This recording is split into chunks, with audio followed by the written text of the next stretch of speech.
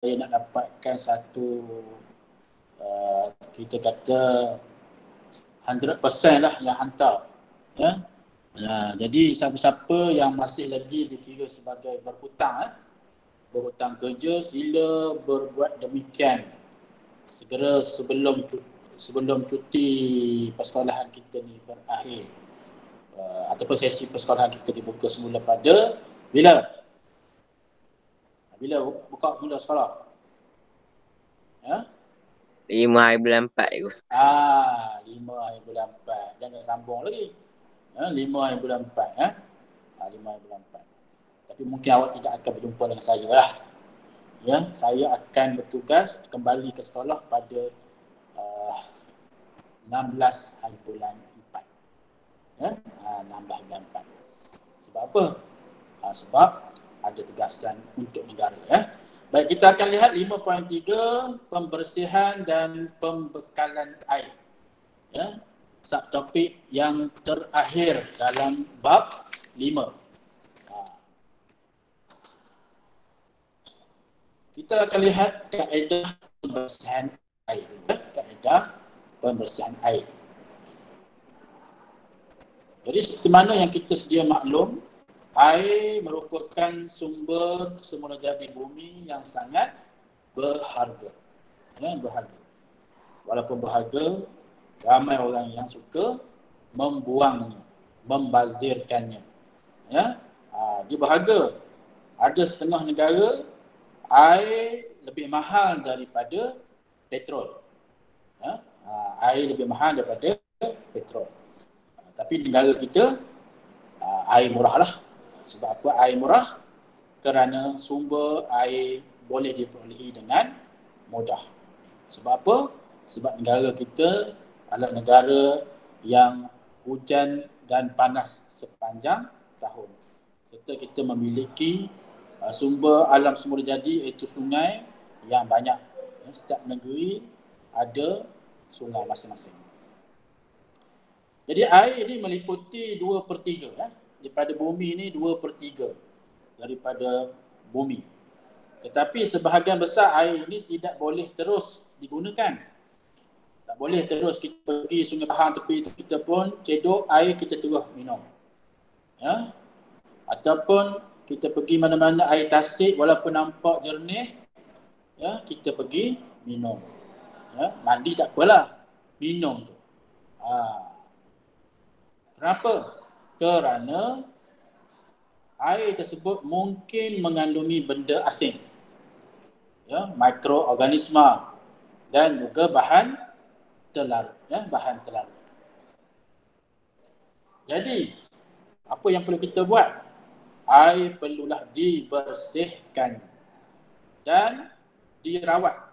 Bukan saja dibersihkan tetapi dirawat. Dirawat ni yang pentingnya. Supaya apa?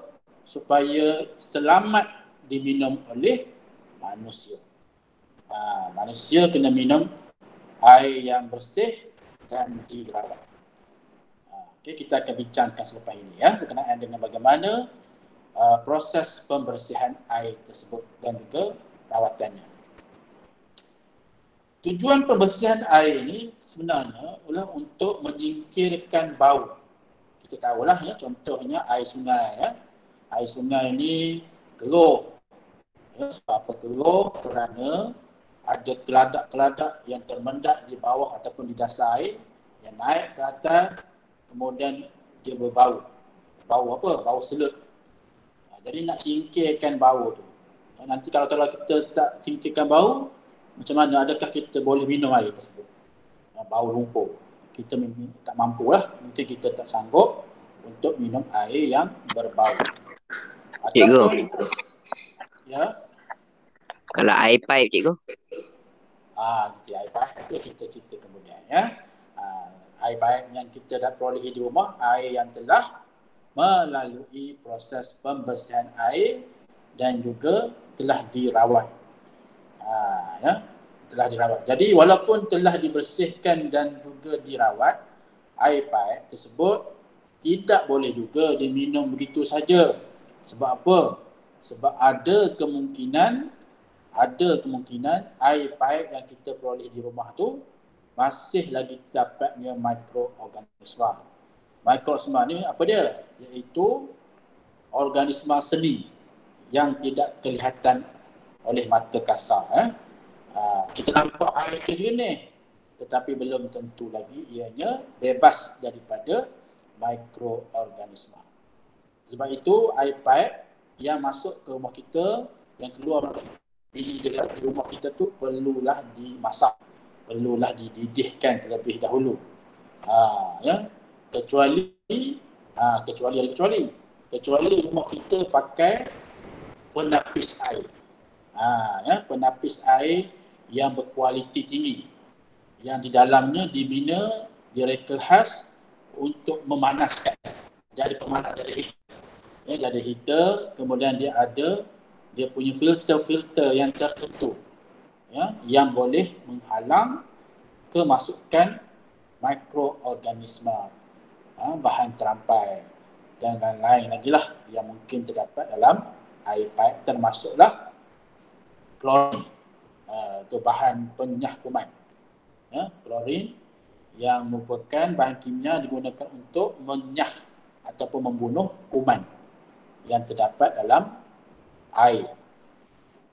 Baik, tadi pembersihan air ni tujuan dia ialah menyingkirkan bau, rasa, warna. Kalau kita buka bilik air rumah kita, kalau warna dia seperti teh yang bukan teh. Jadi warna keruh. Jadi takkanlah kita nak minum. Mungkin kita tak sanggup nak mandi pun tak sanggup. Jadi ada kaedah dia, untuk membersihkan air tersebut.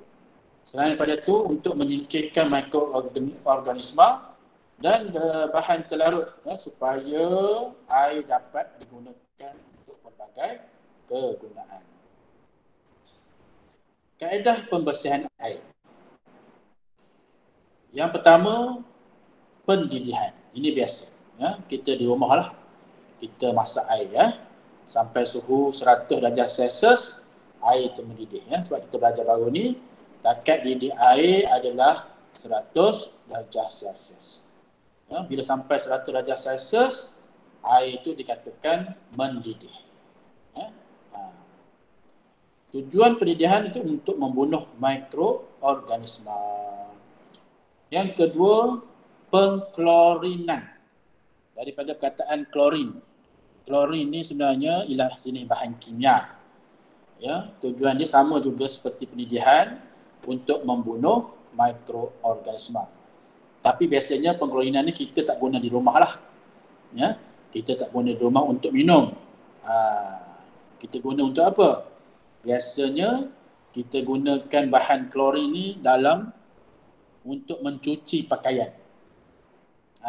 Mencuci pakaian. Contohnya baju kita berwarna putih, terdapat daki-daki di bahagian collar baju ataupun kotoran lah di baju kita tu, kemudian kita gunakan bahan penentu.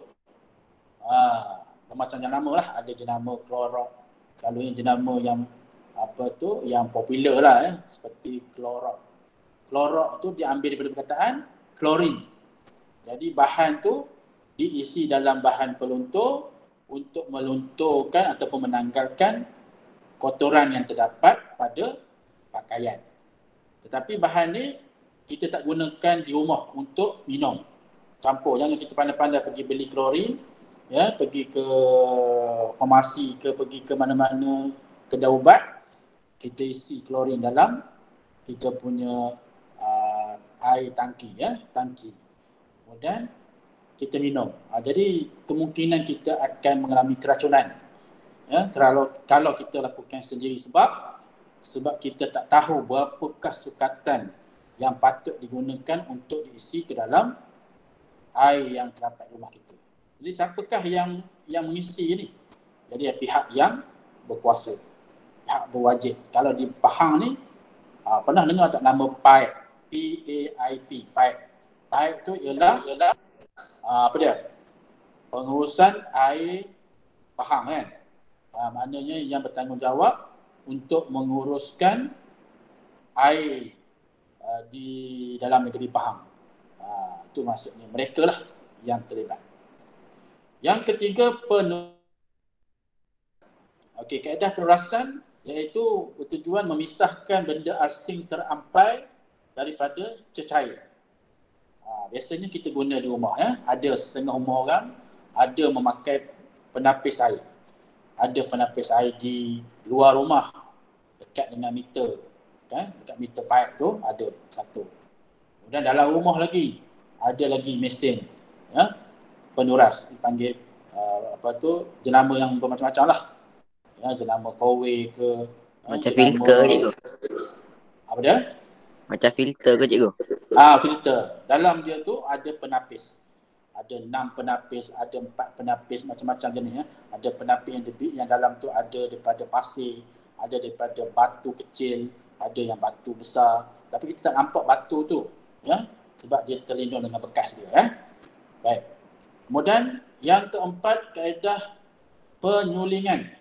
Kaedah penyulingan ni tujuan dia untuk menyingkirkan benda asing terampai, bahan terlarut dan membunuh mikroorganisma. Jadi maknanya kalau kita lihat di sini, kaedah penyulingan ni dia banyak benda yang dia boleh lakukan.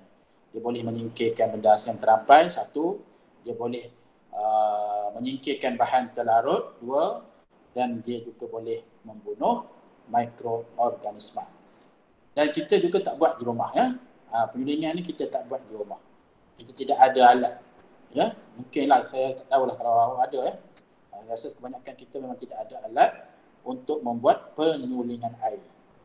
Biasanya alat penyulingan air ni di makmal ataupun berada di tempat-tempat khas, di loji rawatan air. Okey, ini contoh info di beberapa negara seperti Singapura. Singapura kita tahu satu negara yang kecil. Satu negara yang kecil yang berada di selatan Johor. Negara tersebut memang kekurangan sumber air. Maka apa yang dibuat oleh negara Singapura ialah dia menggunakan teknologi moden bagi mengitar semula air tumbahan. Tahu tak air tumbahan ni air apa? Air yang Air kencing tu. Air termasuk air kencing dan juga air najis. Air yang buang air besar tu. Tetapi dengan teknologi moden, melalui teknologi dipanggil New Water.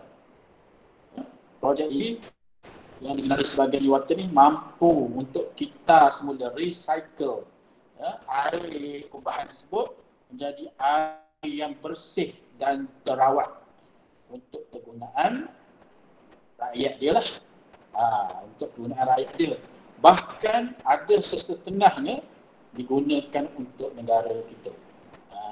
Ada juga diimport atau diekspor ke luar. Baik. Jadi untuk membersihkan air mesti ada sistem. Sistem untuk kontrol. Sistem untuk mengawal atau supaya bekalan air yang sampai ke rumah kita, sampai ke sekolah, sampai ke pejabat, ke mana-mana premis perniagaan ke, mesti dalam keadaan yang bersih dan terawat, maka ia perlu melalui sistem dia. Jadi kita tahulah, ini semua sedia maklum, air diperlukan untuk mandi, minum, mencuci pinggan dan sebagainya. Air yang dikumpul daripada sumber air, contohnya sungai, air hujan, disalurkan ke loji pembersihan air untuk dirawat sebelum dihantar kepada pengguna. Itu yang kita perlu bayar tu, bil tu. Perlu bayar bil. Sebab apa kita perlu bayar bil? Kerana kita mendapat air yang bersih dan dirawat. Kalau tak nak bayar bil boleh. Mandi air sungai. Mandi air sungai, ambil air sungai direct. Ataupun rumah kita ada perigi. Kan? Kita ada perigi. Kemudian kita pump air perigi itu. Persoalannya ada tak perigi? Jadi kebanyakannya tidak mempunyai air perigi. Ataupun di rumah kita, atau rumah kita ada air terjun. Kita mandi kat air terjun je. Jadi kita tak payah bayar bil air. Sebab apa? Kita mandi air terjun. Ada tak macam tu? Biasanya tidak lah. Ataupun rumah kita dekat dengan tasik, kita mandi air tasik. Kita ambil air tasik je. Nak buang air besar pun pergi ke tasik. Jadi tidak mampu. Maka air yang daripada sumber yang berbeza-beza, air sungai, air hujan, air tasik, air apa sajalah perlu melalui proses pembersihan dan rawatan sebelum dihantar pada pengguna. Kerana kebanyakan air mengandungi bakteria, alga dan juga bahan mineral. Bila sebut bahan mineral ni bukan semua bahan mineral yang baik. Ada mineral yang bersifat logam berat. Logam berat ni bahaya. Boleh menyebabkan masalah kesihatan. Seperti kanser. Boleh menyebabkan peradangan, cirit-birit dan sebagainya. Jadi inilah laluan dia. Laluan dia daripada sumber sungai ke air hujan ke, dia akan melalui takungan air. Takungan air kemudian melalui proses penapisan. Kita akan detailkan nanti. Tengok gambar ni dulu. Nanti saya akan detailkan dalam slide yang seterusnya. Kemudian akan dihantar ke proses untuk pengoksidaan. Jadi ini yang pertama. Kemudian kedua pengoksidaan. Kemudian melalui penggumpalan. Proses penggumpalan. Kemudian yang keempat pengenapan. Pengenapan. Enap. Kata kuncinya enap. Yang kelima penurasan. Kemudian pengklorinan dan pemfloridaan. Ini yang ke-6. Sebelum dihantar ke tangki simpanan dan juga ke rumah. Itu dia. Proses dia tu banyak. Bukan senang-senang. Dan setiap daripadanya perlu melalui laluan-laluan ni. Dia tak boleh shortcut. Dia mesti ikut flow ni, ikut turutan ni. Sebelum sampai ke rumah. Jadi kita akan lihat satu persatu tujuan proses-proses yang tadi, yang ada 6 tadi. Yang pertama, penapisan. Jadi tujuan penapisan ni ialah untuk menyingkirkan benda asing seperti ranting kayu dan daun. Biasalah sungai, mestilah ada ranting kayu dan daun. Jadi dia akan asingkan betul. Lepas tu dia akan masuk proses pengoksidaan. Tujuan pengoksidaan untuk menambahkan kandungan oksigen dalam air. Sebab kita perlukan oksigen. Untuk tujuan menyingkirkan bau dan rasa yang kurang menyenangkan. Bau yang tadi dah saya sebutkan tadi, bau yang kurang enak daripada air yang dapat tadi perlu disingkirkan. Jadi proses tu dipanggil pengoksidaan. Kemudian penggumpalan yang ketiga, proses yang ketiga. Penggumpalan ni merujuk kepada dimasukkan alum. Alum ni sebenarnya bahan kimia seperti kapur yang dimasukkan supaya zarah-zarah lumpur yang mungkin ada dalam air itu supaya dia bergumpal. Dan bila bergumpal dia jadi kecepatan dia tinggi, dia akan tenggelam. Okey, dia tenggelam tenggelam di dasar lah. Kemudian dimasukkan juga kapur mati ni nama kimia dia kalsium hidroksida. Ditambah ke dalam tu untuk mengurangkan keasidan sebab kapur mati ni adalah beralkali. Bila campur ke dalam air yang berasid, dia akan jadi kurang berasid. Ataupun sedikit neutral air tersebut. Yang seterusnya, yang keempat iaitu pengenapan. Tujuan dia adalah untuk memastikan bahan terampai mendak di dasar tangki. Yang kelima, penurasan untuk menyingkirkan benda asing dengan penapis pasir. Nama penapis tu ialah penapis pasir. Sebab pasir berkeupayaan untuk menyingkirkan benda asing. Dan yang keenam, pengklorinan dan pemfloridaan. Ada dua situ klorin dan florida. Ada dua bahan kimia dimasukkan, klorin dan florida.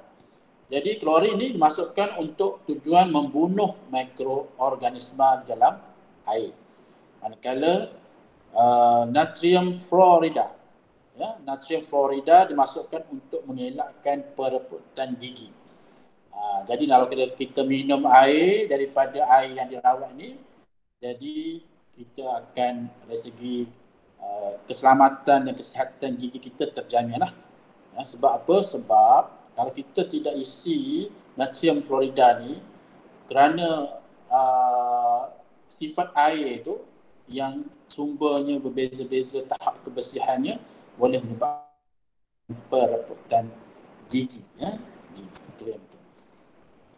Baik, habis dengan proses pembersihan air. Sekarang ni kita tengok kepada kelestarian air. Apakah yang dikatakan sebagai kelestarian air?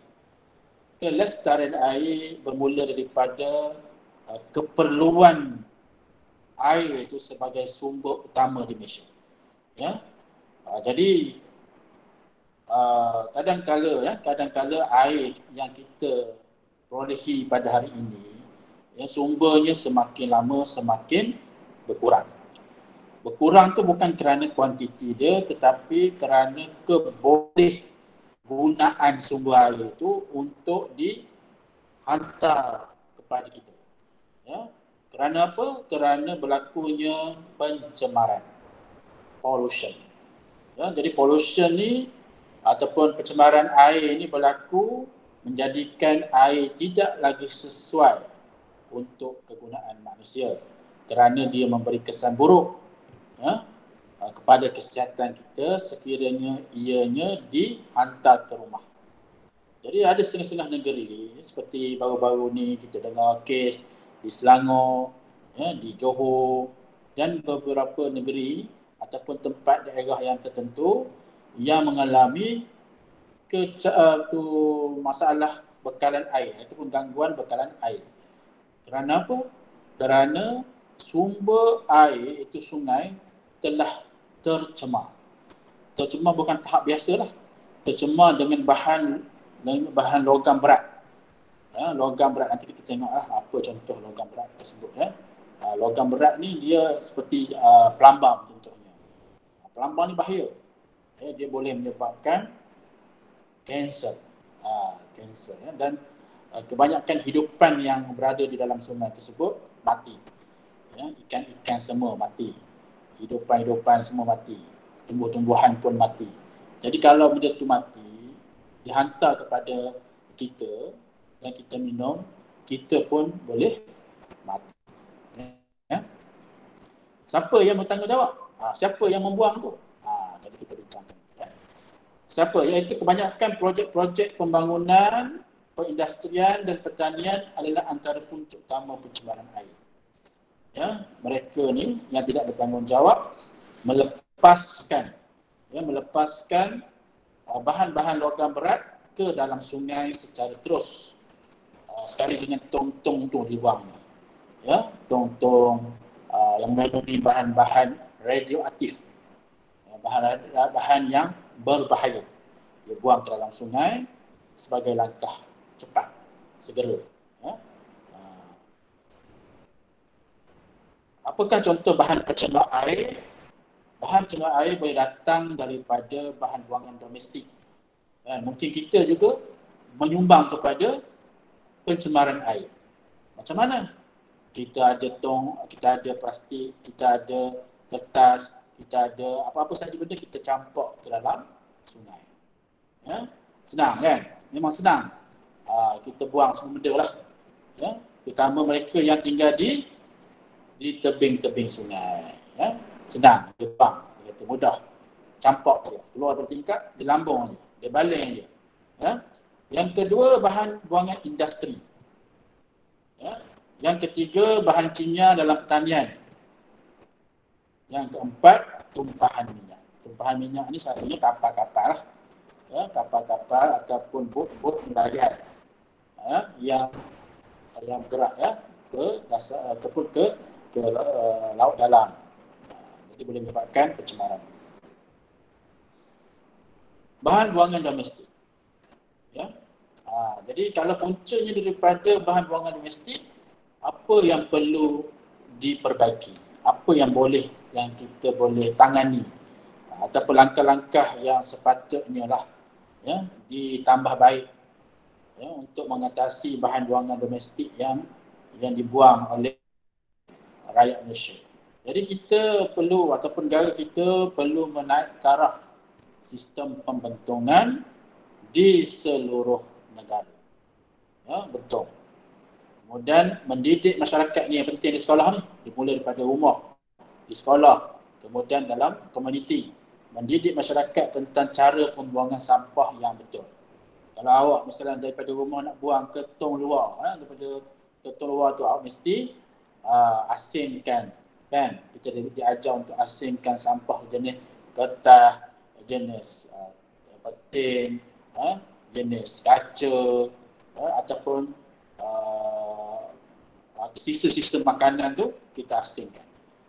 Kemudian kita ikat sidang plastik molek, kemudian kita ikat meletak dalam tong sampah. Pastikan tong sampah kita tidak ternganga, tidak ternganga supaya tidak mengeluarkan bau. Nak tunggu lori alam flora datang, 3 hari baru datang. Jadi mungkin benda itu akan menghasilkan pencemaran. Menyediakan kemudahan sanitasi yang sempurna di kawasan perjalanan. Ini kerajaan lah. Ya, perlu sediakan kemudahan sanitasi. Sanitasi ini merujuk kepada sistem buang air itu.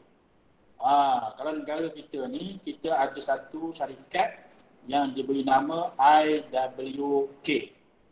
Apa itu IWK? Tahu tak nama IWK? Siapa tahu? Apa nama penuh IWK ni? Ada yang tahu tak? IWK. Macam orang yang duduk taman lah. Awak duduk di taman. Okey, kemudian tandas awak tu. Dia masuk ke mana? Pergi ke mana? Najis tu. Air kencing, tinja, semua-semua tu melalui sanitasi. Dia pergi ke tempat pengumpulan. Sama ada kita mempunyai tangki sendiri di rumah ataupun tangki tu berkongsi di taman kita. Berkongsi. Taman tu ada katakan 100 buah rumah, semua dihantar ke satu pusat. Pusat sanitasi. Sanitasi. Dan syarikat yang bertanggungjawab tu negara kita ialah IWK, Indah Water Consortium. Indah Water Consortium. Kena bayar ke dia tu? Kena bayar. Sebanyak berapa-berapa tu atas tempat kita berada tu ya. Ada setengah tu tak payah bayar. Sekiranya tangki tersebut secara persendirian. Maknanya di rumah kita masing-masing ya. Bila tangki tu dah penuh, dah melimpah, tanda dia senang saja. Kita punya bilik air itu akan tersumbat. Tersumbat ya, ataupun melimpah keluar melalui lubang. Jadi kita kena panggil lah pihak yang berkaitan untuk menyedut supaya sanitasi di rumah kita kembali kosong. Bahan buangan industri, tengok gambar rajaan ni cara nak mengatasi masalah pencemaran disebabkan oleh bahan buangan industri iaitu dengan menguatkuasakan undang-undang untuk memastikan bahan buangan industri dirawat sebelum dibuang ke dalam sungai. Sebagai contoh, undang-undang berkaitan pencemaran air ni, negara kita dah ada undang-undang ni, iaitu peraturan kualiti alam sekitar ataupun singkatannya PPKAS, buangan terjadual 2005. Itu contoh. PPKAS, Effluent Perindustrian 2009. Dan yang ketiga, PPKAS Kumbahan 2009. Jadi undang-undang ni boleh digunakan oleh penguatkuasa Jabatan Alam Sekitar untuk diambil tindakan kepada siapa? Kepada pengindustri ataupun industri-industri ya, yang tidak mengikut peraturan. Bahan kimia dalam pertanian. Kita tengok gambar ni ya. Ini mungkin pekebun ataupun pekerja yang bekerja di kebun sedang menyembuh racun serangga. Okey. Jadi kita masyarakat yang terdidik ni perlu diberitahu kepada mereka yang terlibat secara langsung dengan aktiviti pertanian agar menggunakan baja dan racun perosak yang bersifat terbiodegradasi. Siapa tahu apa yang dimaksudkan dengan terbiodegradasi? Siapa boleh jawab? Ada tak sesiapa yang di sini yang boleh beritahu ataupun yang faham maksud terbiodegradasi? Ada tak? Siapa boleh ni saya bagi hadiah nanti. Hadiah ni fridge magnet ataupun kitchen. Ada tak? Siapa boleh beritahu? Terbiodegradasi. Yang kekal, yang tak boleh hilang. Apa dia Faris? Tak jelas lah. Ulang semula Faris Arsyad. Apa dia? Tak ada.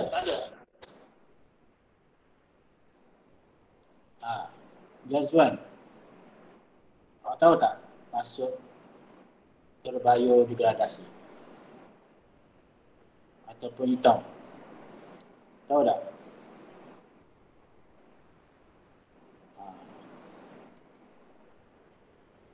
Tahu ke tak?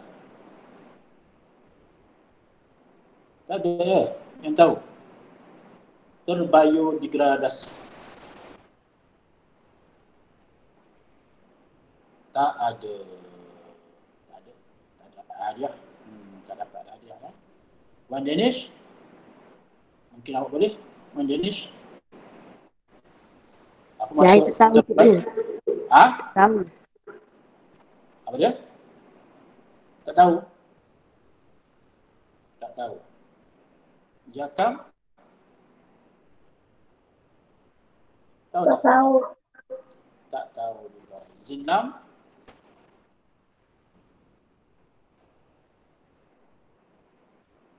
Zinam tahu tak?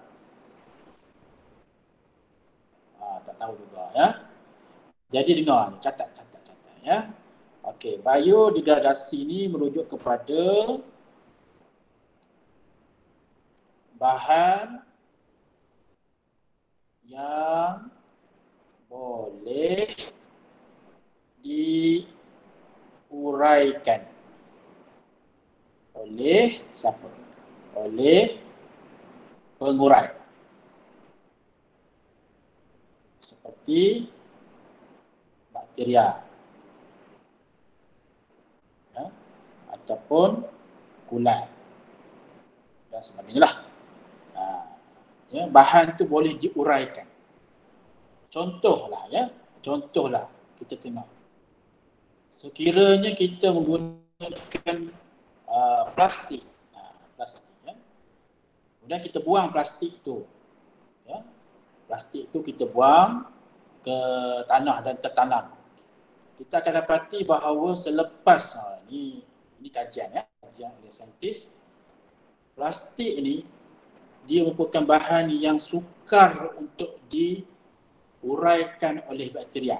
Maka selepas 100 tahun pun mungkin plastik yang kita buang tu masih lagi sama. Maknanya tak hancur, tak musnah. Dia tidak terurai jadi tanah. Tapi kalau kita buang kertas kita buang, dia akan hancur, dia boleh diuraikan oleh bakteria. Jadi dia merupakan bahan yang bersifat biodegradasi. Jadi sekarang ni bagi petani-petani kita kena didik dia. Siapa dia? Siapa kita tu? Maknanya Jabatan Pertanian. Ya. Dia perlulah menasihatkan petani-petani supaya menggunakan baja ataupun racun perosak yang bersifat terbiodegradasi. Kemudian masalah tumpahan minyak. Tumpahan minyak ni selalu berlaku disebabkan oleh kebocoran lah. Ya. Kebocoran tangki minyak dia ataupun mungkin berlaku kemalangan. Ya, berlaku kemalangan di lautan ataupun di sungai, ya, yang mungkin disebabkan pelanggaran sesama bot, kapal ataupun mungkin kapal yang terlanggar terumbu karang ataupun yang boleh menyebabkan tumpahan lah. Jadi untuk membendung dan memungut tumpahan minyak di laut, ya, maka satu rancangan kontingensi kebangsaan kawalan tumpahan minyak selamatkan tahun 1999 Palang 2000 diperkenalkan oleh pihak kerajaan bagi tujuan membendung, ya, dan juga memungut tumpahan minyak di lautan yang telah mengalami tumpahan minyak. Mana kapal yang katakan kapal kargo yang menjadi punca kepada tumpahan minyak mesti bertanggungjawab untuk membayar ganti rugi lah kepada kerajaan yang berkaitan. Ataupun melalui penguatkuasaan dengan bantuan ataupun kerjasama unit udara polis Diraja Malaysia, ya, untuk mengenal pasti tiada berlakunya tumpahan minyak. Okey.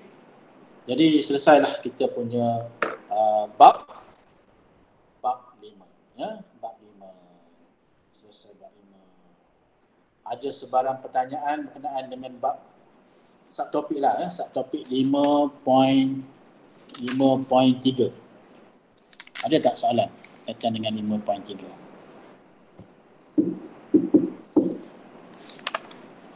Nanti saya nak awak buat, ya, buku SPS selain daripada yang tadi, ya, awak buat muka surat 58, 59 tu. 58 tu kaedah pembersihan air, ya. Tengok buku SPS. 58 tu dia macam eksperimen tapi kita buat secara teori lah. 58, 59 dan 60. Ya. 60.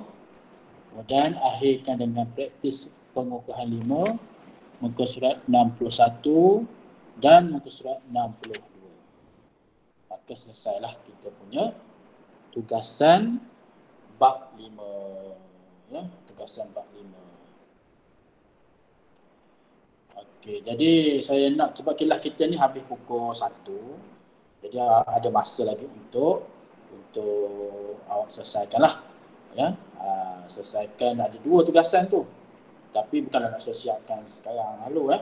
Kalau bolehnya siapkan hari ini jugalah sebelum pukul 6 ke, ya, ataupun paling tidak pun malam lah, pukul 12 malam, ya, cuba siapkan, ya, supaya kerja tidak